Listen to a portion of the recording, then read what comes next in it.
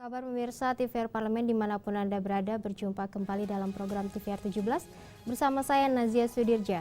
Tepat pukul 17 waktu Indonesia Barat kami hadirkan kepada Anda sejumlah informasi paling baru dan menarik seputar kinerja dan kegiatan DPR RI yang telah disajikan oleh redaksi TVR Parlemen. Pemirsa TVR Parlemen, inilah TVR 17 selengkapnya.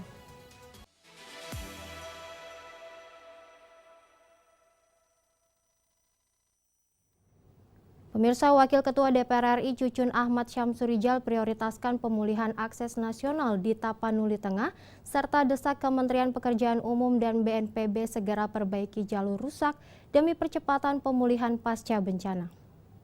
Pasca bencana yang melanda wilayah Tapanuli Tengah, Wakil Ketua DPR RI Cucun Ahmad Syamsurijal menegaskan pemulihan akses nasional harus menjadi prioritas utama. Kerusakan jalur penghubung antar kabupaten dinilai sangat krusial bagi mobilitas warga dan distribusi logistik di kawasan tersebut. Cucun yang juga merupakan Ketua Tim Was Bencana DPR RI meminta Kementerian Pekerjaan Umum dan BNPB segera turun tangan melakukan normalisasi dan perbaikan jalur yang rusak. Menurutnya, kelancaran jaringan transportasi merupakan faktor vital dalam percepatan pemulihan pasca bencana, baik untuk kebutuhan kemanusiaan maupun pemulihan ekonomi masyarakat. Jadi saya lihat sudah luar biasa, apresiasi setinggi-tingginya, apalagi langsung Pak Presiden memberikan atensi penuh, mengumpulkan para menteri, Pak Prabowo memanggil juga semua stakeholder untuk penanganan bencana ini, terutama dari mulai Sumatera Barat, Sumatera Utara sampai Aceh. Yang harus segera ditangani adalah bagaimana akses nasional ini, yang menghubungkan, mengkonekskan antara kabupaten dan kabupaten. Ini harus segera ditangani, ya, terutama nanti Kementerian PU.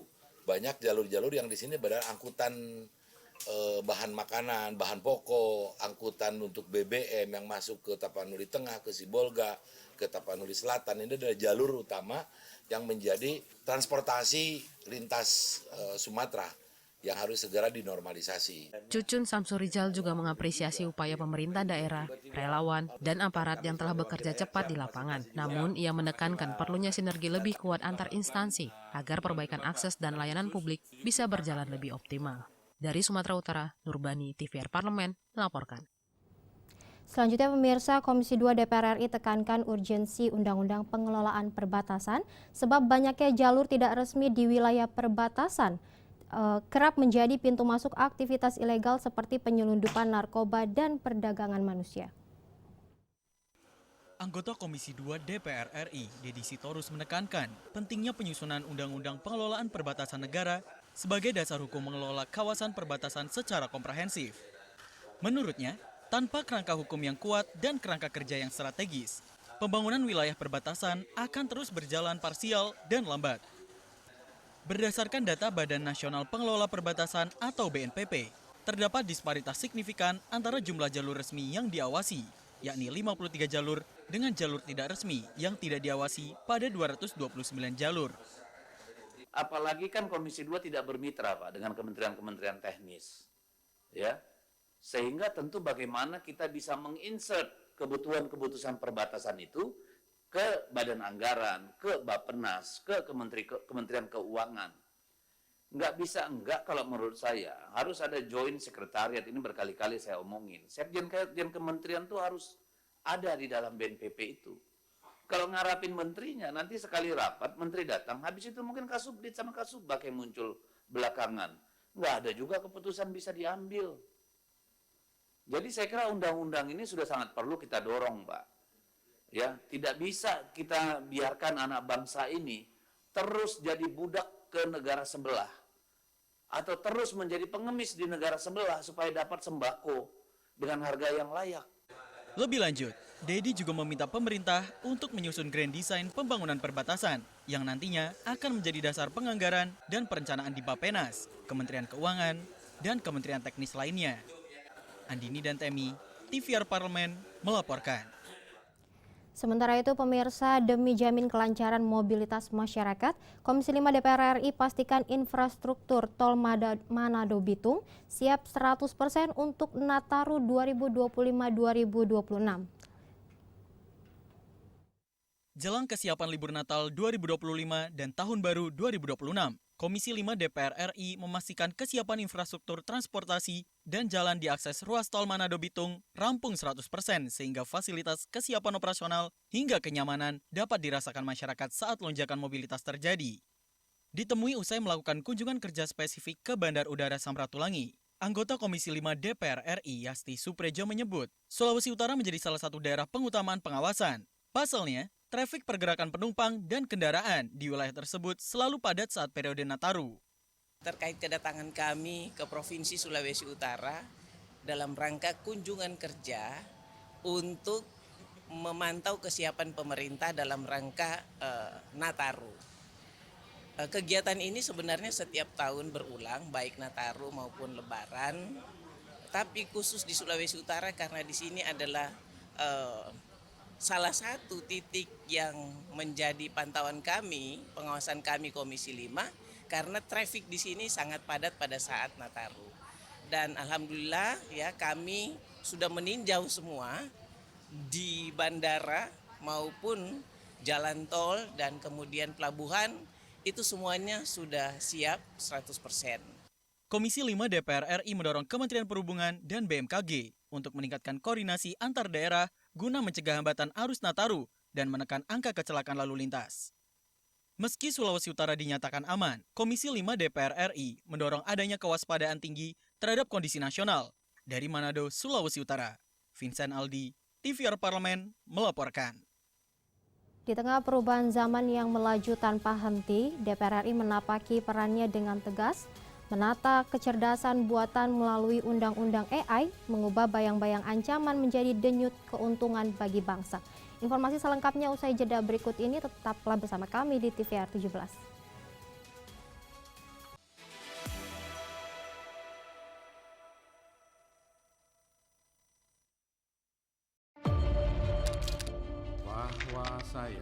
Bahwa saya demi Allah, saya bersumpah dan seadil-adilnya periode keanggotaan DPR RI hingga saat ini, yaitu terdapat 126 undang-undang yang telah selesai dibahas DPR RI.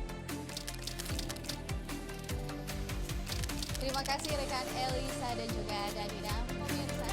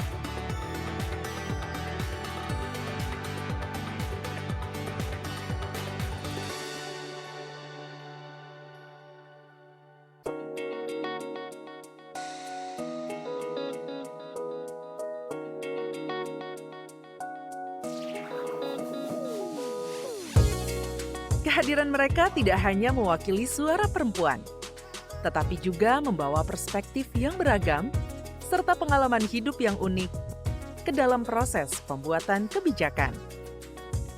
Saksikan Perempuan Parlemen hanya di TVR Parlemen.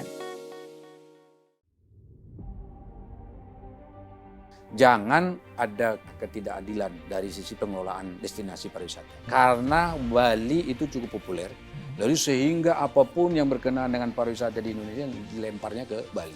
Ada pertemuan internasional bawa ke Bali, ada kongres bawa ke Bali, ada apapun bawa ke Bali. Sehingga tempat yang lainnya kan ketinggalan. Ada beberapa daerah itu sebetulnya memiliki potensi wisata yang luar biasa. Tapi pada daerah itu juga itu adalah daerah tambang. Bagaimana pariwisata dan pertambangan ini bisa berdampingan? Kalau ada dua pilihan seperti itu, Iya. apakah Anda mempertahankan pariwisatanya atau tambangnya? Jawabannya jelas bahwa lebih baik kita mengembangkan pariwisata. Nah, Malah justru undang-undang yang baru ini berorientasi bagaimana agar pengembangan potensi pariwisata itu bisa menjadi alternatif income yang baru. Jangan lagi kita berfokus pada pendapatan income dari pajak. Kalau hanya dari pajak saja, ya tidak tertutupi. Maka sering kalau setiap pembahasan APBN setiap tahun, itu selalu utang.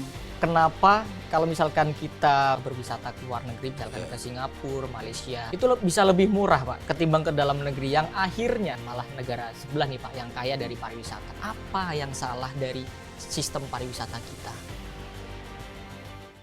Hanya di TVR Parlemen.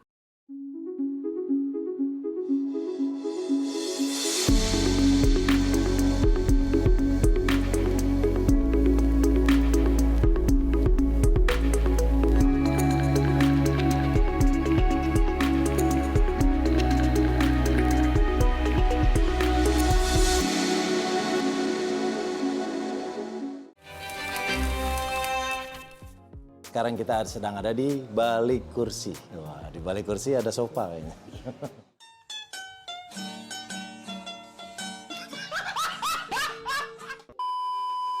Terjun ke politik yang pertama karena memang saya memiliki ketertarikan sama politik itu udah lama, udah sekitar 7-8 tahun belakangan ini. Makanya saya maju sebagai calon legislatif kemarin melalui PDI Perjuangan, dapilnya Jabar 2.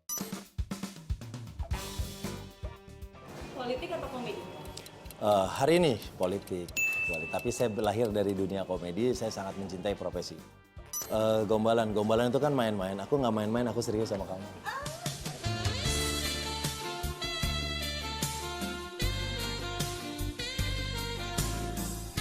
Segera, hanya di TVR Parlemen.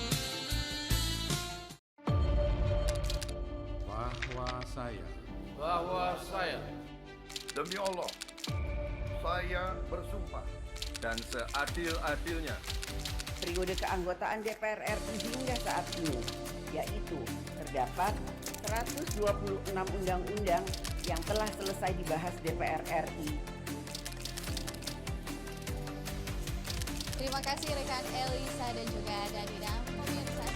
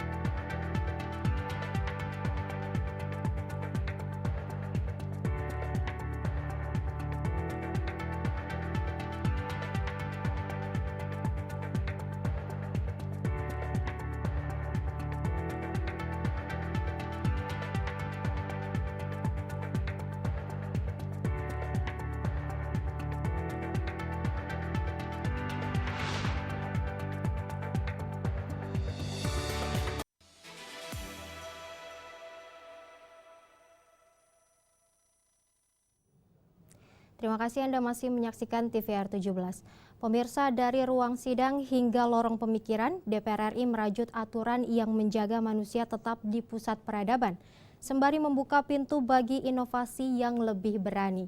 Inilah era baru yang dirintis dengan harapan ketika kecerdasan buatan tak lagi menakutkan, melainkan menjadi energi yang memperkuat langkah Indonesia menuju masa depan yang lebih terang. Simak liputan mendalam yang telah dikemas oleh tim redaksi TVR Parlemen dalam segmen Lensa Parlemen berikut ini.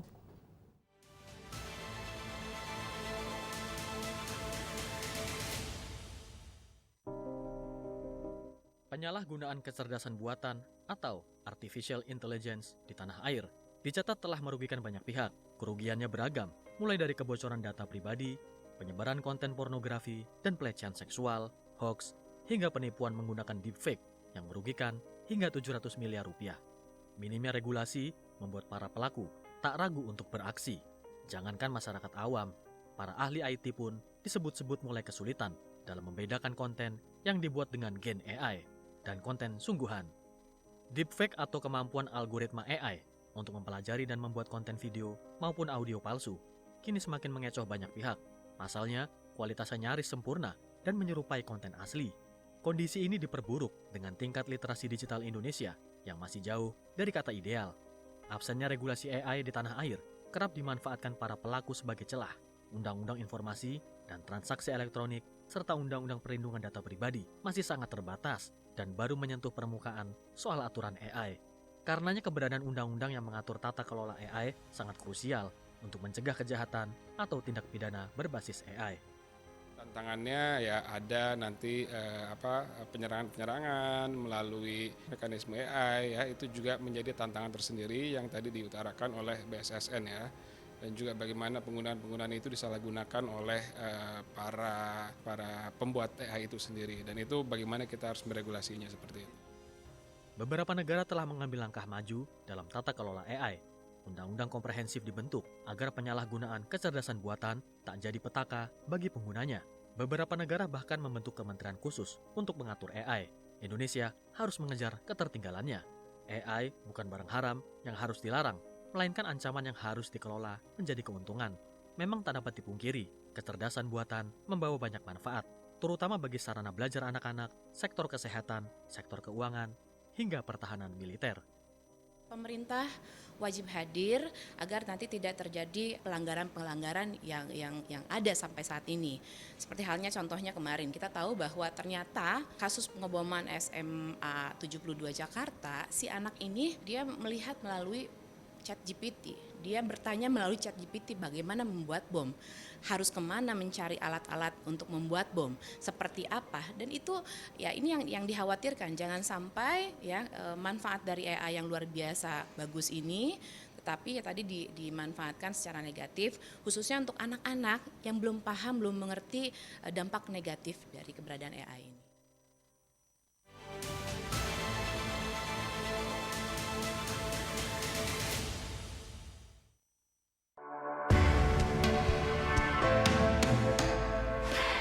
Dari ruang sidang Senayan, Jakarta, menyajikan liputan langsung kinerja DPR RI.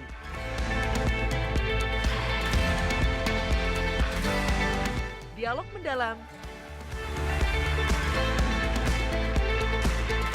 investigasi, dan profil wakil rakyat. TVR Parlemen kini hadir 24 jam.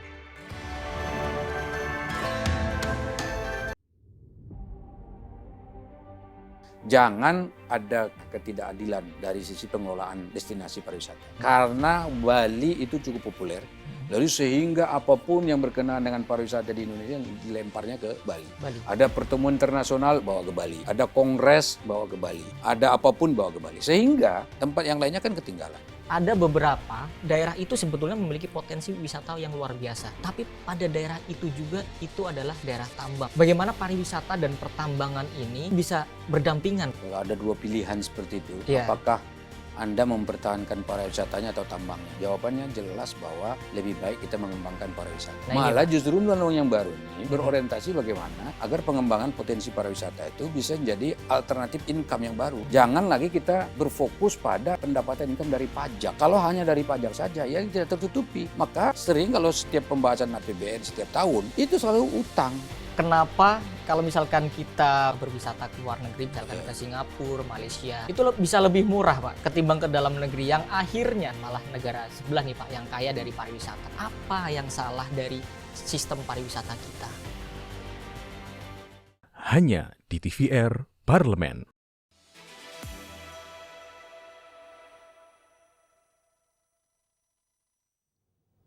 Anda kembali menyaksikan TVR 17. Pemirsa, revisi Undang-Undang Pangan diharapkan mampu memperkuat hulu hingga hilir sistem pangan Indonesia, mulai dari produksi petani, distribusi, stabilisasi harga, hingga perlindungan konsumen. Lantas bagaimana progres dari pembahasan rancangan undang-undang ini? Untuk membahasnya berikut laporan rekan kami Hendra Sunandar dari Gedung DPR RI Senayan, Jakarta.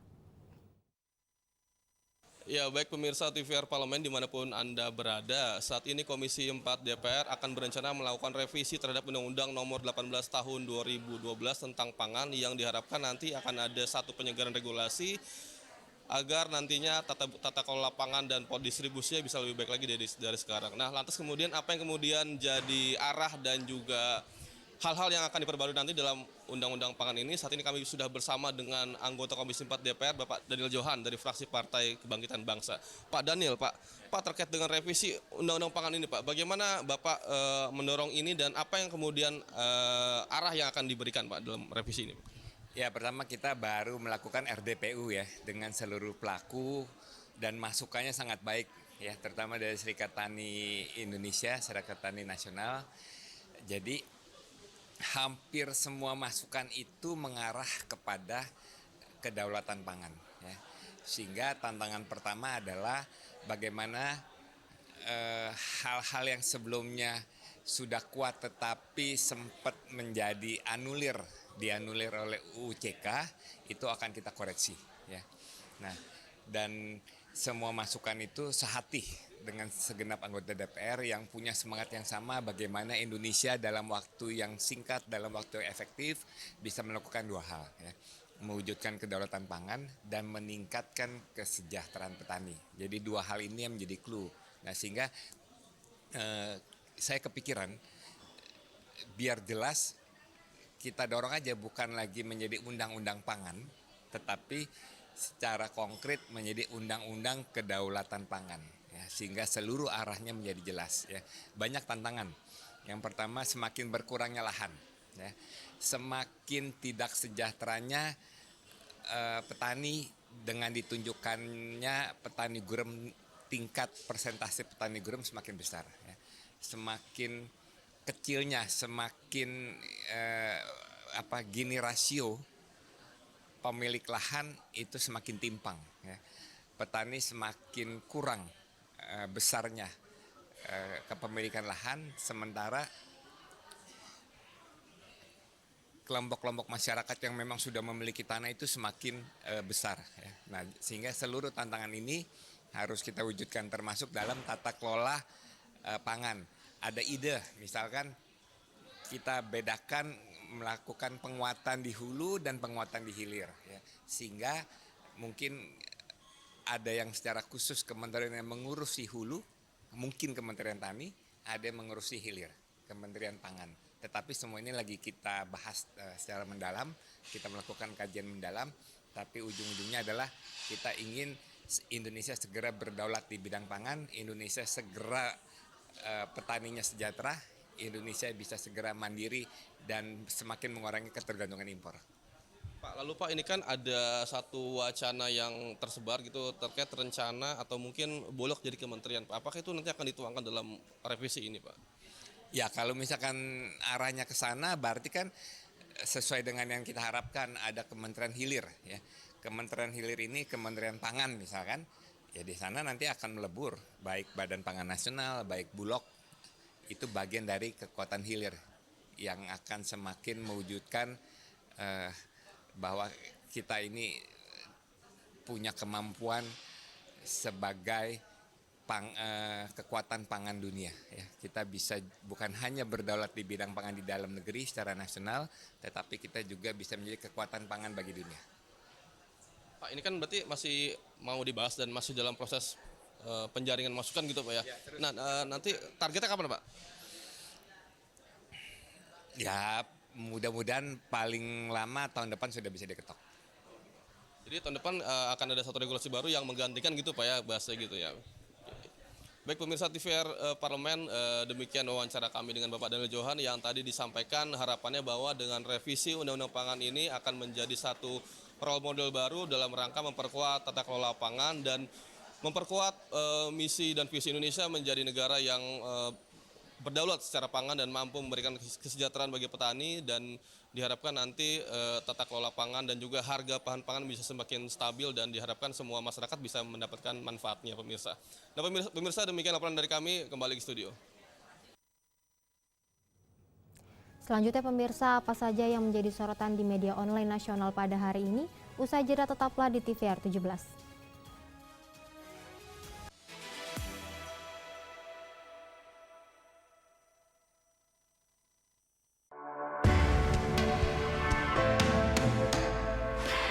Dari ruang sidang Senayan, Jakarta, menyajikan liputan langsung kinerja DPR RI.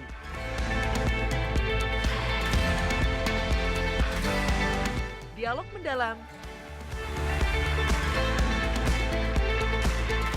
investigasi, dan profil wakil rakyat. TVR Parlemen kini hadir 24 jam. Yuk kita kenalan dengan anggota DPR RI periode tahun ini. Dari depan kursi, di balik kursi, gini, di balik kursi.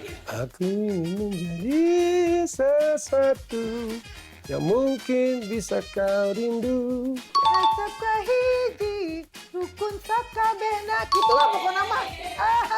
Semakin penasaran kan bagaimana kiprah karir politiknya? Hanya di TVR Parlemen. Selamat datang di Biro Pemberitaan Parlemen. Anda memasuki kawasan zona integritas menuju wilayah bebas dari korupsi atau WBK dan wilayah birokrasi bersih dan melayani atau WBBM. Biro Pemberitaan Parlemen berkomitmen penuh untuk mewujudkan wilayah bebas korupsi dan wilayah birokrasi bersih dan melayani. Komitmen kami, pejabat dan jajaran memiliki komitmen tinggi untuk mewujudkan WBK dan WBBM melalui reformasi birokrasi, khususnya dalam hal pencegahan korupsi dan peningkatan kualitas pelayanan publik. Kedua, bebas dari korupsi dengan terwujudnya wilayah bebas korupsi atau WBK, yang artinya bebas dari KKN, gratifikasi dan dari segala bentuk pungutan liar atau pungli. Terakhir, pelayanan prima dengan terwujudnya wilayah birokrasi bersih melayani, yaitu dengan meningkatnya kualitas pelayanan publik dan tercapainya kepuasan masyarakat terhadap pelayanan.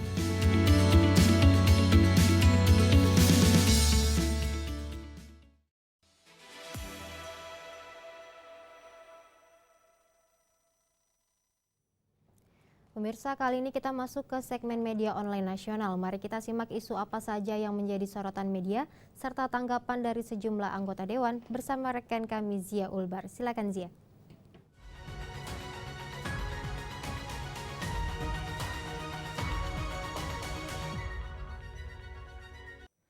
Terima kasih Nazia dan pemirsa, mari kita simak berita apa saja yang menjadi headline di media online pada hari ini.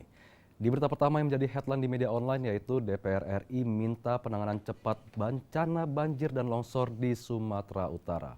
Dapat Anda saksikan di layar Anda saat ini pemirsa, ya, di mana anggota Komisi 12 DPR RI Irsan Sosiawan menyampaikan keprihatinan mendalam atas serangkaian bencana banjir dan longsor yang melanda sejumlah wilayah di Sumatera Utara dan Aceh dalam beberapa hari terakhir. Terkait hal ini, DPR RI menegaskan pentingnya percepatan penanganan bencana banjir dan longsor yang melanda sejumlah wilayah di Sumatera Utara guna meminimalisir jatuhnya korban jiwa serta kerusakan infrastruktur yang semakin meluas. Pemerintah pusat dan daerah diminta tingkatkan koordinasi lintas lembaga termasuk kesiapan alat berat, evakuasi warga, serta pendirian posko darurat yang mampu memenuhi kebutuhan mendesak masyarakat terdampak. Di samping itu, langkah jangka panjang tidak boleh diabaikan, termasuk evaluasi tata ruang, perbaikan sistem drainase, serta penguatan mitigasi bencana guna mencegah kejadian serupa di masa mendatang. DPR komitmen mengawal anggaran dan kebijakan kebencanaan agar pelaksanaannya tepat sasaran, sekaligus memastikan bahwa masyarakat Sumatera Utara mendapatkan perlindungan terbaik dari negara. Kita beralih ke berita selanjutnya yang menjadi headline di media online, yaitu Komisi 11 DPR RI dorong peraturan OJK nomor 19 mudahkan akses pembiayaan bagi UMKM. Dapat kembali Anda saksikan di layar Anda, pemirsa.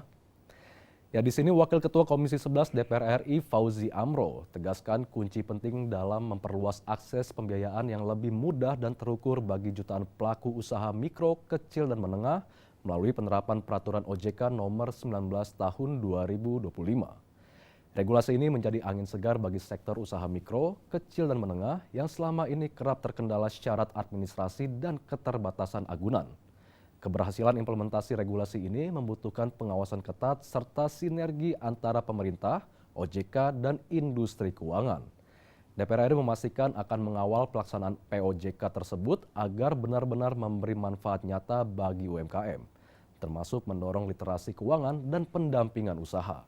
Dengan dukungan regulasi yang tepat dan akses pembiayaan yang semakin terbuka, DPR optimis sektor UMKM akan menjadi motor pertumbuhan ekonomi nasional. Dan pemirsa, itu tadi headline di media online pada hari ini, yaitu terkait DPR RI minta penanganan cepat bencana banjir dan longsor di Sumatera Utara. Serta Komisi 11 DPR RI dorong peraturan OJK nomor 19 mudahkan akses pembiayaan bagi UMKM. Sekian dari saya, Zia Ulbar, kembali ke rekan Azia.